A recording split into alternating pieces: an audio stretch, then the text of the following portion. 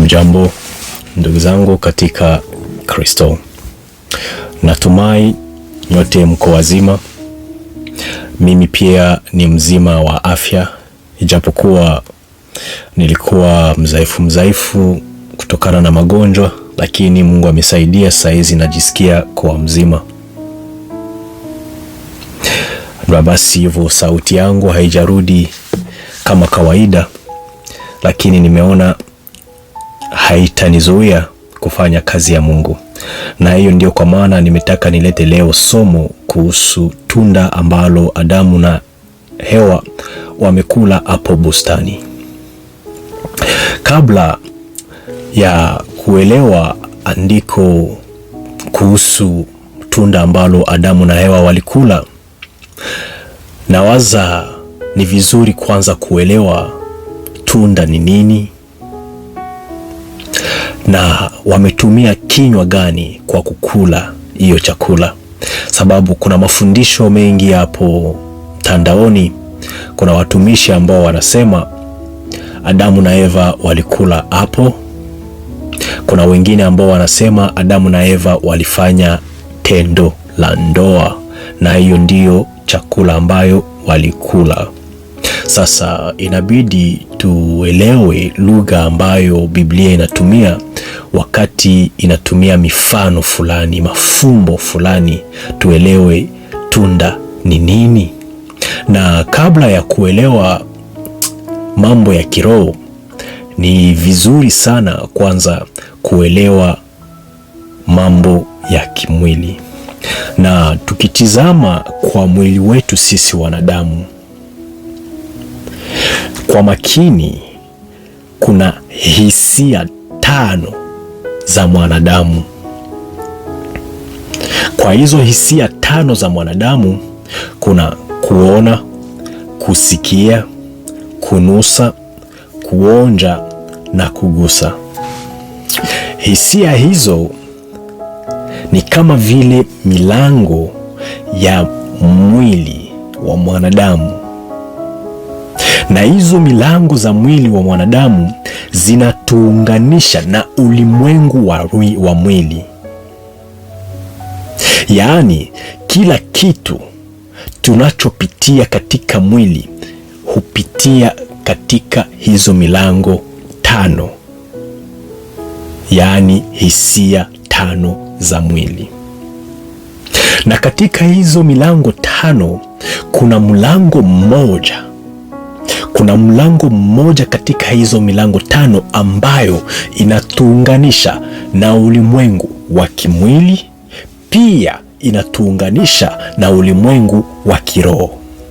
Sasa ni vizuri kwako wewe kama vile msomaji uelewe na utambue kwamba kwa mwili wako kuna kitu ambacho inaweza kuunganisha na ulimwengu wa roho. Haijalishi kama itakuwa ulimwengu wa roho wa kimungu ama itakuwa ulimwengu wa roho wa mashetani. Na hisia hiyo ambayo inatuunganisha na ulimwengu wa roho kama vile na ulimwengu wa mwili ni hisia ya pili kwa hizo hisia ambayo tumeongea, ambayo ni kusikia. Kusikia ni mlango kwa mwili wako ambayo inakuunganisha na ulimwengu wa roho, pia inakuunganisha na ulimwengu wa mwili, sababu wanadamu kwa wanadamu tunasikilizana. Mbele ya kuelewa mtu mwingine ni lazima umsikie anasema nini, sababu kama vile wanadamu tunakuwa tunajudge mtu kadiri anavyoongea. Utakapoongea itanipatia mimi ufahamu fulani, itanipa mimi kujua wewe ni nani. Na ndiyo kwa maana wanatuambia neno lilifanyika kuwa mwili. Sasa mtu hayuko tofauti na maneno yake. Hawezi ukamtukana president wa nchi alafu akikuja kutaka kukufunga unasema hapana, ni maneno yangu ndiyo ilisema, lakini sio mimi. kwa yale maneno yako ambao wewe ulitamka, kupitia yale watakufunga wewe mwanadamu, sio maneno ambayo itafungwa. Sasa inatuambia kwamba maneno yako ni kama vile ni wewe mwenyewe. Hatuwezi tukakutenga wewe na yale ambayo unaongea. Ndio kwa maana wakati utakapoongea tutajua kwamba wewe ni mtumishi wa Mungu, wala tutajua kwamba wewe sio mtumishi wa Mungu. Sasa hiyo maneno unayoongea ndiyo matunda yanayotoka kwako, na ndio kwa maana tumeambiliwa katika kitabu ya Waebrania sura yake ya 5. Mbele nisome kwanza Waebrania. Nawaza mafundisho, mahubiri, neno la Mungu limetuambia kwamba imani pia huja kwa kusikia. Naelewana? Imani huja kwa kusikia, na kusikia kwa neno la Mungu. Sasa hivyo ndivyo uharibifu pia huja kwa kusikia neno la mdanganyifu, yaani Shetani. Na Biblia inatufundisha kwamba masikio yetu ndiyo kinywa ya roho ya mtu wa ndani, sababu huyo mtu wa ndani anakula kupitia neno la Mungu. Ni vizuri sana, naomba tusikilizane hapa. Wakati mtu anazaliwa mara ya kwanza akiwa mtoto, anakunywa maziwa, na hiyo maziwa inakuwa ni kama vile ni neno la Mungu, na kukunya kwake anatumia kinywa ya roho ambayo ni masikio. Napenda tuelewe vizuri, nitaenda na wewe polepole ili wakati mwingine utakuwa unasoma maandiko uwe unaelewa lugha ya kimungu. Wakati mtu amekomaa, amekuwa mtu mzima, anaanza kukula sasa chakula, yaani inakuwa sasa ni chakula ya watu ambao wamekomaa, sio tena maziwa. Hapo sasa ungali unakula kupitia yale ili kinywa yako ya kiroho, yaani masikio. Masikio sasa ni kinywa yako ya kiroho. Na kwa hiyo tutapata mfano katika kitabu ya Waebrania sura yake ya 5 mstari wa 11 mpaka 14. Tusome. Kuhusu jambo hili tunalo mengi ya kusema, lakini ni vigumu kuwaeleza kwa sababu mmekuwa wavivu wa kuelewa. Na kwa kuwa muda umepita, mnapaswa kuwa walimu. Hata hivyo, mnahitaji mtu awafundishe tena mafundisho ya mwanzo ya neno la Mungu. Mnahitaji maziwa, wala si chakula kigumu. Kila mtu anayekunywa maziwa bado ni mtoto, hajui mafundisho ya haki. Lakini chakula kigumu ni kwa ajili ya waliokomaa, ambao kwa kutumia mara kwa mara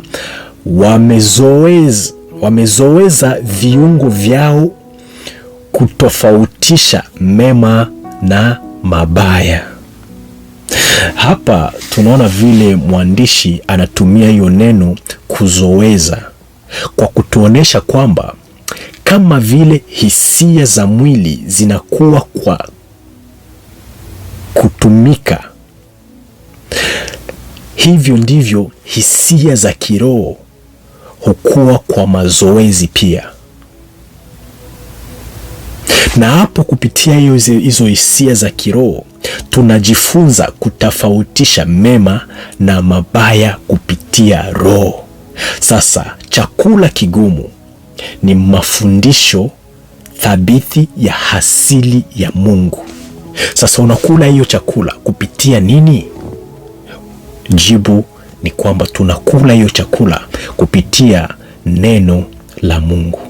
Na Yesu mwenyewe aliongea juu ya hii mambo aliposema katika kitabu ya Mathayo sura yake ya 13 mstari wa 15. Tusome. Kwa maana mioyo ya watu hawa imekuwa mizito, Masikio yao yamesikia kwa uvivu na macho yao wameyafumba. La sivyo, wangeona kwa macho yao, wangesikia kwa masikio yao, wangeelewa kwa mioyo yao, na wangegeuka, nami ningewaponya. Sasa unaona kwamba Bwana wetu wakati alikuwa anazungumza, alikuwa anasema yale mambo hao watu hawasikie, hawaone, hawaelewe. Alikuwa anaonyesha kwamba kwa ulimwengu wa roho, masikio, macho ya hawa watu imefungwa. Kimwili walikuwa wanaona, walikuwa wanasikia yale ambayo anaongea, lakini kuna uvuli fulani ambao ilikuwa imefunga macho yao wasipate kuona wala kusikia yale ambayo alikuwa anaongelea. Wakati Mungu anaongea kuhusu macho ya mwili au masikio ya mwili, ni kwa sababu tayari kuna masikio ya roho na kuna macho ya roho. Na hapo Yesu alikuwa anazungumzia mambo ya hisia za kiroho. Hakuwa anaongelea kuhusu mambo ya kimwili. Ndio kwa maana alisema macho ya mioyo yenu. Na hii ilikuwa anamaanisha macho ya mtu wako wa ndani haioni, ama masikio ya mtu wako wa ndani imekuwa kipofu. Na ndio kwa maana wengi wenu unaweza ukasoma Biblia hauelewe hata kitu kidogo. Unaweza ukasikia mahubiri, ukitoka tu hapo hausikii na haukumbuki hata kitu kidogo. Sababu gani? Sababu macho yako, masikio yako ya kiroho na kinywa yako ya kiroho haina tena nguvu ya kula chakula ya neno la Mungu. Tusome katika kitabu ya Zaburi sura yake ya 34 mstari wake wa 8, tusikie nasema nini. Onjeni na muone ya kwamba Bwana ni mwema. Heri mtu anayemtumainia yeye. Sasa wakati neno nasema onjeni, hii siyo kula chakula cha mwili, bali ni kuonja wema wa Bwana katika roho kwa kusikia maneno yake. Na hiyo katika waraka wa kwanza wa Petro sura yake ya 2 mstari wa 2 mpaka wa 3, tusome na tusikie nasema nini. Kama watoto wachanga waliozaliwa sasa, tamani maziwa ya kiroho yasiyogoshiwa, ili kwa hayo mpate kuwa mpaka wokovu, ikiwa kweli mmeonja ya kwamba Bwana ni mwema. Ikiwa kweli mmeonja ya kwamba Bwana ni mwema. Na unaonja vipi? Unaonja kupitia kusikia. Sasa hiyo kusikia, masikio yako ndiyo kinywa chako ya mtu wako wa ndani. Na kwa hiyo niko naweka msingi kukuonesha kwamba kwa ulimwengu wa roho kuna kusikia, kuna hizo hisia pia 5 katika ulimwengu wa roho kwa huyo mtu wako wa ndani, hata kunusa. Ukisoma katika kitabu ya Wakorinto, waraka wa pili wa Wakorinto sura yake ya 2 mstari wa 15, utaona na utaelewa kwamba Mungu alikuwa anaongea kuhusu kunusa, sababu imesema kwa maana sisi tu harufu ya Kristo kwa Mungu, kati ya hao wanaookolewa na kati ya hao wanaopotea. Kwa hawa ni harufu ya mauti iletayo mauti, kwa wale wengine ni harufu ya uzima iletayo uzima. Nani haweza kustahili mambo haya? Sasa hapa Paulo anaonyesha wazi kwamba kuna harufu ya kiroho na unganishwa na maisha ya Kristo ndani yako. Watu wakati wanakuona, ni harufu gani wanasikia kwa ulimwengu wa kiroho? Sababu ulimwengu wa kiroho, hizo hisia 5 za mtu wa nje ziko pia katika hisia 5 ya mtu wa ndani. Huyo mtu wa ndani ana pua, ana masikio, ambayo inakuwa ni kinywa sasa yake ya kuweza kukula neno, sababu yeye alishwi chakula ya kawaida. Huyo mtu wa ndani analishwa paka neno la Mungu. Sasa kwa hiyo napenda kuongea nikisema kwamba tutakaposoma kuhusu Adamu na Hawa walikula tunda, kupitia hii msingi ambao kwanza nimeshaweka, utaelewa na utajua wanaongea walikula kupitia kinywa gani. Je, ilikuwa ni kinywa ya kimwili ama ilikuwa ni kinywa ya kiroho? Tutaanza na mstari wa na kitabu ya Mwanzo sura yake ya 3 mstari wa 5. Tusome tusikie.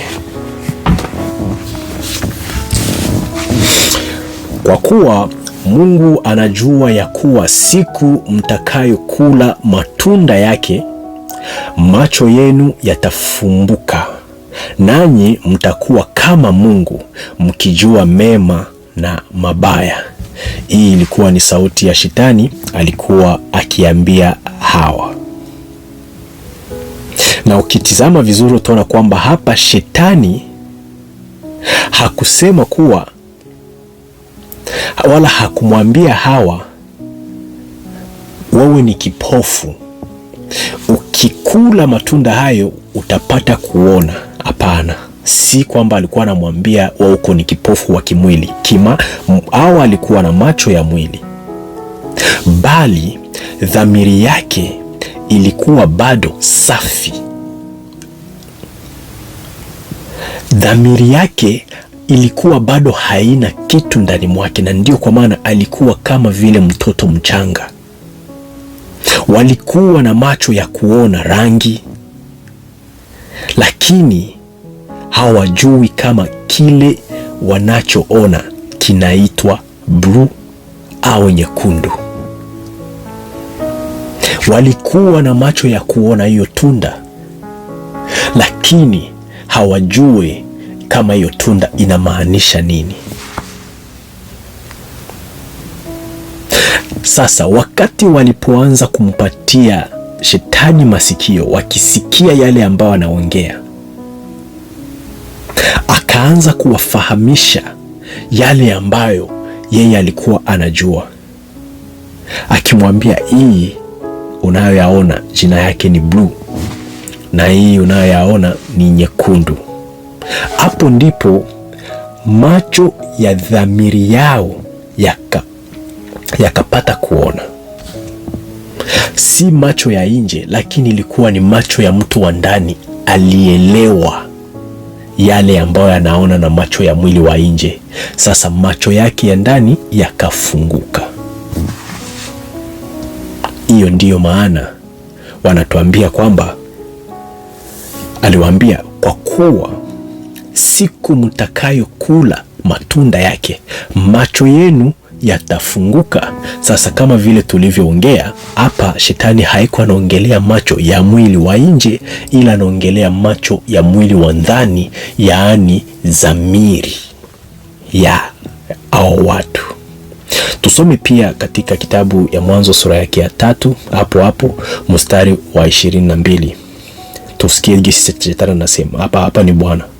Kisha Bwana Mungu akasema, mtu amekuwa kama mmoja wetu, akijua mema na mabaya. Sasa asije akanyosha mkono wake akatoa pia matunda ya mti wa uzima, akala akaishi milele. Sasa unaona, sasa hapa wakati Hawa alipatia shetani masikio yake kusikia yale ambayo aliongea. Ni kama vile alikuwa anakula kwa ile mti ambayo Mungu alikuwa anamkataza asikule, yani asisikie, asimpatie masikio mule muovu, sababu atamdanganya. Na wakati Mungu amesema hivyo, alimaanisha kuwa dhamiri yake Hawa ama ya wanadamu imeamka. Sasa wakati dhamiri yao imeamka, walikuwa na uwezo wa kutubu dhambi zao. Kwa hiyo Mungu akasema tumzuie kutubu. Sasa hiyo kumzuia kula kwa hiyo mti ya uzima ilikuwa kumzuia kutubu. Walikuwa wanataka kutubu, ndiyo kitu ambayo Mungu alizuia Adamu na Hawa. Tusome katika kitabu ya Luka sura yake ya 13 mstari wake wa 3. Nawaambia sivyo, lakini msipotubu ninyi nyote mtapotea vivyo vivyo. Hapa ni wakati walikuwa wanakuja kumwelezea Yesu kwamba kuna mtu ambaye Herodi amefanya sacrifice na ametoa damu yake, ameiweka pamoja na hiyo damu ya sacrifice. Ndio wakati Yesu akamwambia, nawaambia sivyo, lakini msipotubu ninyi nyote mtapotea vivyo hivyo. Sasa kutubu hapa inaonyesha kwamba inaleta maisha. Mkitubu mtapata maisha. Na ukiona huko Adamu na Eva, kama nilivyowaambia, Mungu aliwazuia kutubu. Mungu aliwazuia wasiguse kwa ile mti ya uzima, na ilikuwa hiyo mti ni Yesu.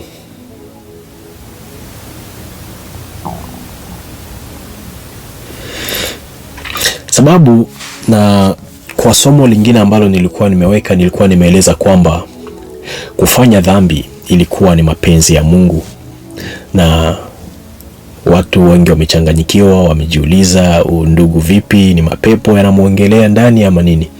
Na nikatoa maandiko, na kweli hakuna mtu ambaye ameweza kubishana na yale ambayo yameandikwa, ila kukatoka swali, basi kama ni Mungu ameruhusu tuwe chini ya dhambi, mbona sasa alimwambia Adamu na Eva msifanye hayo? Na kwa kuuliza swali hilo, kweli unaweza kuwa uko na haki ya sababu. Kwa nini aliwaambia msiguse wakati yeye mwenyewe anajua watagusa? Lakini napenda mimi na wewe tufikiri jambo hili. Napenda ufikiri. Mimi napendaka nifundishe watu ambao wanakuwa wanafikiria. Ikiwa Mungu yeye ni mwenye nguvu, ambaye alikuwa na nguvu ya kuzuia Adamu na Hawa kugusa kwa ile mti wa uzima, kwa nini hakuwazuia kugusa mti wa maarifa ya mema na mabaya? Tunaelewa? Sababu ukisoma unaangalia, Mungu anasema mtu amekuwa kama mmoja wetu akijua mema na mabaya. Sasa asije akanyosha mkono wake akatoa pia matunda ya mti wa uzima akala akaishi milele. Mungu amemzuia asiguse hiyo mti. Sasa kwa nini hajamzuia aguse hiyo mti ingine? Sababu ilikuwa ni mapenzi yake. Kwa sababu Mungu alikuwa na mpango fulani. Kuna damu ambayo alikuwa ametayarisha bado kabla ya dhambi kuingia ulimwenguni. Mwana kondoo alikuwa ameshachinjwa, ametayarishwa ili ya kuokoa dhambi za dunia. Sasa wakati Adamu alitaka kutubu, saa ilikuwa bado haijafika kwa mwana kondoo kufa.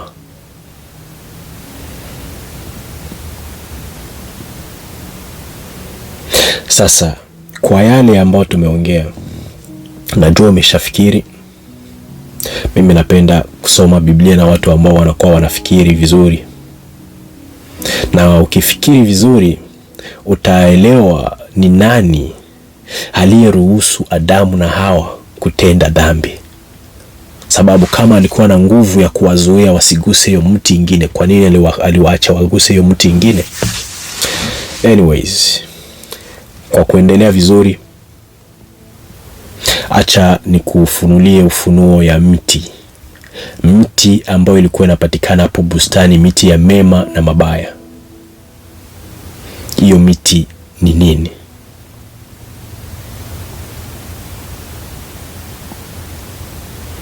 Kwa kuwa nimeshasikia badhili ya walimu wengi, tena wavivu, hawapendi kusoma, wanakuwa wanaongelea kuhusu hata mambo kama haya, lakini wanatumia glasses za watu wengine. Unajua, wakati unasoma Biblia sio lazima kutumia glasses ya mtu mwingine. Ni lazima uwe kama mtoto, kama vile unasoma ni ya mara yako ya kwanza, ili upate kuelewa na umtegemee Roho Mtakatifu kwa maelezo.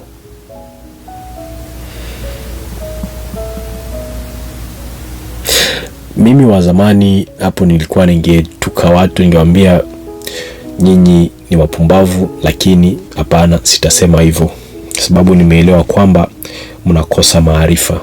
Kuna mchungaji fulani ambaye mimi naongea saa hizi, alikuwa anasema kwamba wakati Biblia inasema matunda ya mti, inaongea kuhusu matendo, sio matendo kama vile tutakavyoona katika maandiko hii. Mti wa uzima ni Yesu Kristo, na mti wa maarifa ya mema na mabaya ni Shetani. Sasa kula matunda yake sio kuluma kitu cha kimwili, bali ni kusikia na kuamini maneno ya either Yesu wala Shetani. Nitakuonesha vile Yesu ndiye mti wa uzima kupitia maandiko, sababu Yesu alisema katika kitabu ya Mathayo sura yake ya 7 mstari wa 15. Tusome: Jihadharini na manabii wa uongo, wanaokuja kwenu kwa mavazi ya kondoo, bali kwa ndani ni mbwa mwitu wakali. Mtawatambua kwa matunda yao. Je, zabibu hukusanywa kutoka kwenye miti ya miiba? Au tinapewa tofaa kutoka kwenye miiba? Kwa hiyo kila mti wenye afya hubeba matunda mema. Nasikia, kila mti mwenye afya hubeba matunda mema, lakini kila mti mgonjwa hubeba matunda mabaya. Kila mti usiobeba matunda mema unakatwa na kuachwa kwenye moto. Mtawatambua kwa matunda yao. Hapo unapoona waziwazi kuwa miti mizuri na miti mibaya ni manabii. Matunda yao si tabia zao, bali maneno yanayotoka kinywani mwao. Hii ndiyo maana manabii wa uongo wa leo wao wanasema Mungu amenionyesha, Mungu amesema, asema Bwana wa majeshi, afanya nini nasema ni. Lakini ukitizama yale ambao wanaongea hayatokani na maandiko. Sasa huyu nabii wa uongo ambaye anakufunza mambo kama hayo, huyo ni kama vile mti ambayo unatoa matunda mabaya, si kwa matendo yake. Hakuna mtu ambaye ataenda mbinguni sababu alikuwa na matendo mabaya, atakosa kwenda mbinguni sababu alikuwa na matendo mabaya. Matendo yako unalipwa ni hapa chini ndani ya mwili, lakini doctrine ambayo wewe uko nafundisha ni hiyo, ndio inaonyesha kwamba wewe ni nabii wa kweli ama ni nabii wa uongo, si kupitia matendo. Na mimi huwa sikuwake na hukumu watu ambao wanapatikana ndani ya scandals, wamepitia changamoto fulani, wameshikwa. Hapana, mimi naangalia ni nini unayofundisha, sababu watoto wengi wa Mungu saizi wanakaa ndani ya makanisa na shida ambayo inawapoteza, shida ambayo imewafunga ni ile mafundisho ya watu ambao bado hawajaelewa neno la Mungu. Sasa wewe ni kama vile mti ambao unazaa matunda mabaya. Matunda sio matendo, matunda ni hiyo neno inayotoka katika kinywa chako. Na hapo tunaona chakula sasa ni nini? Tusome katika kitabu ya Mathayo sura yake ya 16 mstari wa 5. Tusome. Wakati wanafunzi walifika upande mwingine, walisahau kuleta mkate. Yesu akawaambia, jihadharini na chachu ya Wafarisayo wa Masaduki. Walianza kujadiliana wakisema, hatuleti mkate. Lakini Yesu akifahamu alisema, nyinyi wenye imani chache, kwa nini mnajadiliana kuhusu kutokuwa na mikate? Je, hamjaelewa bado? Je, hamkumbuki mikate 5 kwa watu 5,000 na idadi ya mikoba mliokusanya? Au mikate 7 kwa watu 4,000 na idadi ya mikoba mliokusanya? Kwa nini hamuelewi kwamba sikuzungumzia mikate? Jihadharini na chachu ya Wafarisayo na Wasaduki. Sasa wakaelewa hatimaye kuwa hakuzungumzia mkate, bali mafundisho ya Wafarisayo na Wasaduki. Sasa tunaelewa hapa kwamba mafundisho ya Wafarisayo ndiyo chakula, ndiyo mkate inayotoka kinywani mwao. Niyo sasa au Mafarisayo ni kama hiyo miti mibaya ambayo inatoa matunda mabaya. Sasa chakula kama nilivyosema ambao wao wanakuwa na kula ni mafundisho mabaya unayosikia kutoka kwa watumishi ambao hawajaelewa neno.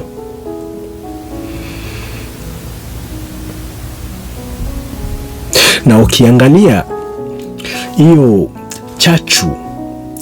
chachu ni yeast, ni kitu ambao wanaweka kwa unga ili ivimbishe, na hiyo inafananishwa na uongo ya watumishi wabaya ambayo wanaweka kwa mafundisho ili isikilikane kuwa ni mzuri. Wanachukua mafundisho kidogo alafu wanajaza mawazo yao juu yake. Utakuta mtu amesoma verse moja lakini anaongea for 30 minutes mpaka ameshatoka kwa context. Anaanza ongea kuhusu mume wake, kuhusu mke wake, anaongea kuhusu hii na hii, kuhusu habari za huku na huku. Hiyo ni chachu. Kuna wafundisha walimu wengi ambao mimi nasikia ni kama majournalist, wanachukua mambo ya Mungu, wanaongea mambo ya politics, wanaongea huku kuhusu Tanzania, kuhusu Kongo, kuhusu hiyo yote inaonesha ni chachu ambayo watu wanaweka kwa neno la Mungu, sababu hiyo mambo ambao wanaweka hapo yanaweza kuharibu tabia ya mtu, na hiyo ndio inaweza kuharibu hata usafi wa jamii ya wanadamu. Yale ambao unasikia ni nini unayosikia kanisani mwako?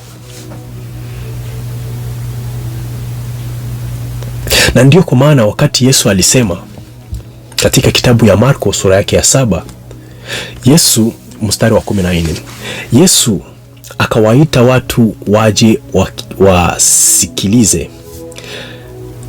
Sikieni nyinyi nyote na jaribu kuelewa. Nafsi zenu haziachiwi kwa chakula mnachokula, bali kwa mawazo na maneno yenu. Kwa nini Yesu alisema hivi?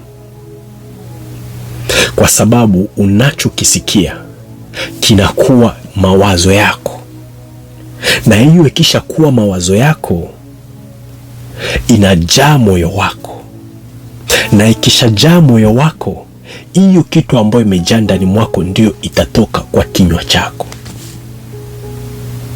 Na ndio kwa maana katika kitabu ya Luka sura yake ya 6 mstari wa 45 nasema, mtu mwema kutoka hazina nzuri ya moyo wake hutoa mema, mtu mbaya kutoka hazina mbaya hutoa mabaya, kwa kuwa kutoka wingi wa moyo kinywa chake husema. Hapa tukisema mtu ni kama vile mti. Mti mbaya hutoa matunda mabaya na mti mzuri hutoa matunda mazuri. Na tukiongea hapo tunakuta huyo mti mzuri, hiyo mti ya kupewa ya kupana maisha ya milele ilikuwa ni Yesu, na hiyo mti ambayo inatoa matunda mabaya, yani maneno mabaya ya uongo, ilikuwa ni Shetani. Sasa kama vile tulivyoongea, na waza tuko tunaelewa polepole kwamba hata kula matunda, unakula matunda kupitia kinywa ambayo ni masikio yako. Yohana sura yake ya 6 mstari wa 47 inasema, yeye anaye muamini ana uzima wa milele. Yeye anaye niamini ana uzima wa milele. Mimi ndiye mkate wa uzima. Neno langu ni roho na uzima. Sasa hapa ukisikia neno ni kama vile unakula sasa chakula ya ile mti ambayo ilikuwa imepatikana ndani ya ile bustani. Kusikia neno la Mungu ni sawasawa na kula chakula ya ile mti ilikuwa inapatikana ndani ya bustani. Sababu tulisema tunda la uzima ni neno la Mungu. Sasa kukula mwili wake na kunywa damu yake ni kupokea neno lake na kupata ubatizo, sababu neno ni roho, na hiyo roho ndio inakupatia uzima wa milele. Kwa hiyo mti wa uzima ilikuwa ni Yesu Kristo. Ndio kwa maana alisema, mimi ndimi mzabibu wa kweli. Hapa sasa amejifungua, amesema mimi ni mzabibu wa kweli. Kila tunda lisilozaa linakatwa.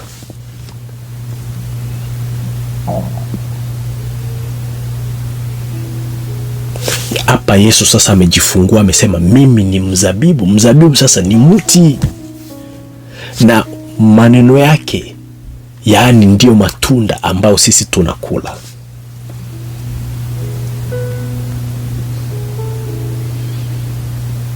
Na ndio kwa maana aliwaambia wa mitume, nyinyi tayari mumesha safishwa kupitia neno. Hiyo neno sasa ndio tunda la uzima.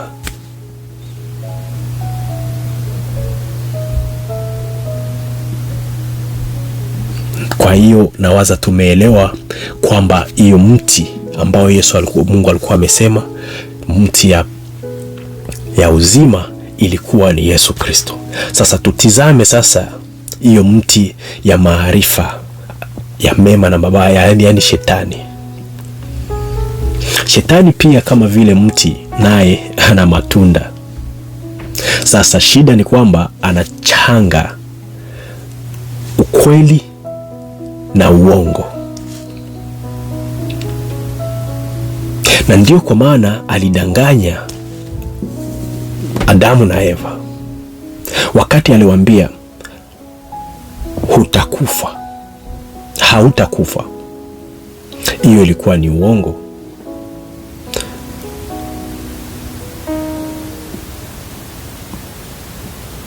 Sababu Mungu alikuwa ameshawaambia siku mtakula mtakufa, lakini Shetani alipokuja akawaambia hamtakufa. Hiyo ni uongo. Kisha nyuma akasema tena ukweli, akawaambia mtakuwa kama Mungu, ukijua mema na mabaya. Hapo alikuwa ameongea ukweli, sababu hata Mungu naye amehakikisha hiyo kutoka katika kitabu ya Mwanzo, akisema mwanadamu amekuwa kama sisi kwa kujua mema na mabaya. Hivyo ndivyo Shetani anafanya kazi yake. Anakuja na uongo safi peke yake. Sasa anachanganya hiyo uongo na ukweli. Anasema ukweli, anasema uongo, kisha anafunika ukweli juu yake ili usielewe yale ambayo iko anakuongelesha. Na hivyo ndio yeye alianguka. Na ukitizama Adamu na Hawa walitaka kufunika dhambi zao. They tried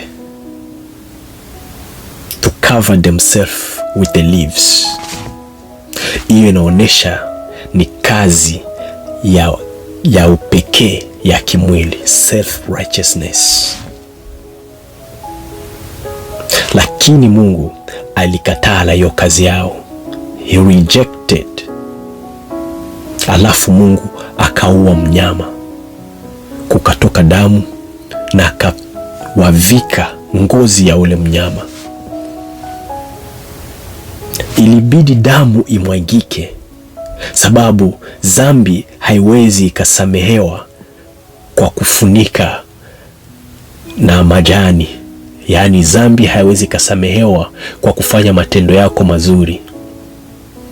Dhambi inasamehewa kupitia damu ya Bwana wetu Yesu Kristo. Ndio kwa maana katika kitabu ya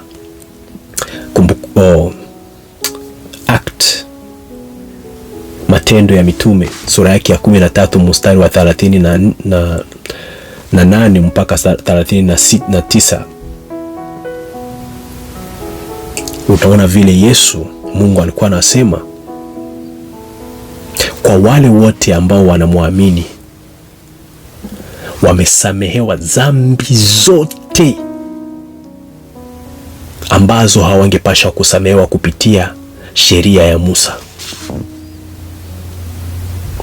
Sasa tukiangalia dhambi kwa kweli ambayo Adamu na Eva walifanya, ilikuwa ni kutokutii sauti ya Mungu.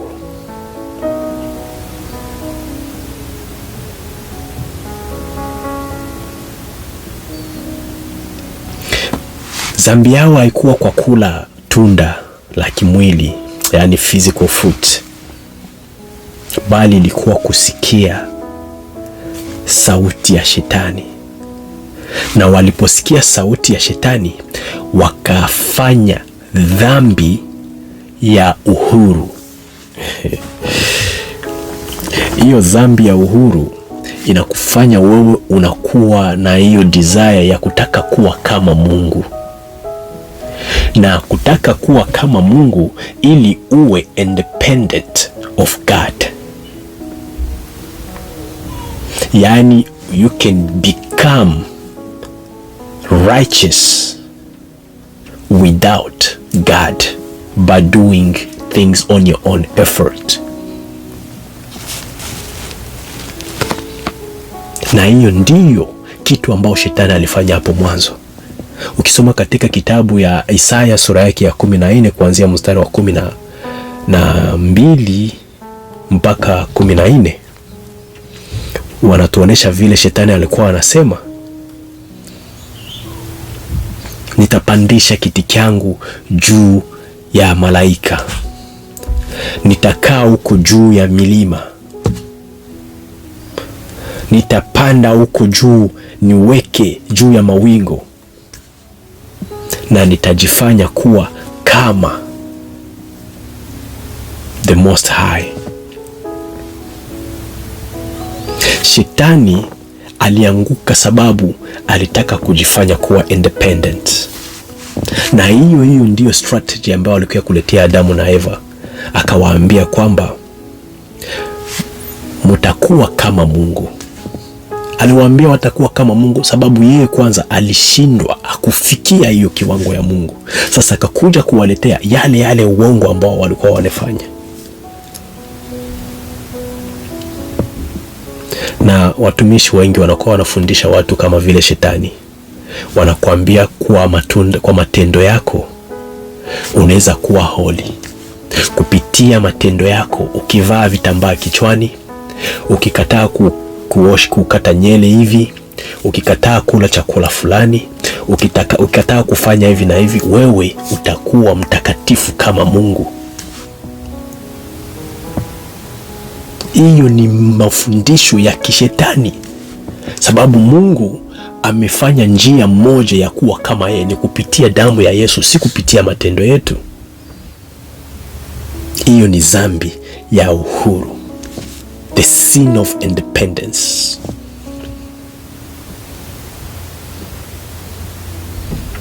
Hiyo independence inakuwa ina create legalism na inajidiscussed as religion. Na ukiangalia katika maandiko, kuna watu ambao walikuja kumwambia Yesu katika kitabu ya Yohana sura yake ya 6 mstari wa 29. Wakasema, tufanye nini ili tufanye kazi za Mungu? What are the works I must do for God? Kisha Yesu akawajibu, akusema the works, akasema the work of God is this, to believe in the one he has sent.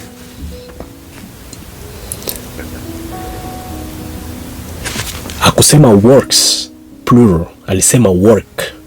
Hakuna kazi nyingi. Wanadamu tunakuwa na ile desire ya independence. I wanna do something sababu umenifanyizia kizuri na mimi nataka nikurudishie kitu kizuri. Lakini kwa Mungu amesema kuna hii kitu hii moja, believe in the one he has sent. Lakini kuna tofauti ya kubelieve. Unaweza ukabelieve Jesus Christ is the son of God, hauja believe mbaya. Hata mashetani nao wana believe hivyo. Lakini ukabelieve kwamba yeye ndiye muumba wa mbingu na nchi, na hauwezi ukaokolewa kama sio kupitia damu yake, hiyo ndiyo kubelieve ya kweli. Unaweza ukabelieve kwamba ni muumba wa mbingu na nchi, unaweza ukabelieve kama hakuna Mungu mwingine, lakini kama ungali una believe kama naona pasha ufanye kitu ili uokolewe, haujakuwa in the right belief. Sababu kuna hata Wayahudi ambao walimubelieve, lakini wakati aliwaambia msipokula huu mwili wangu na kunywa damu yangu hamtapata uzima wa milele, wakakimbia. Sasa believes iko na matofauti. Kuna tofauti mbalimbali za kubelieve.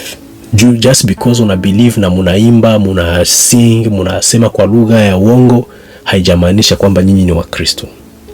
Na ndio kwa maana Yesu alisema, mtakufa ndani ya dhambi yenu kama hamjakubali kwamba mimi ndiye.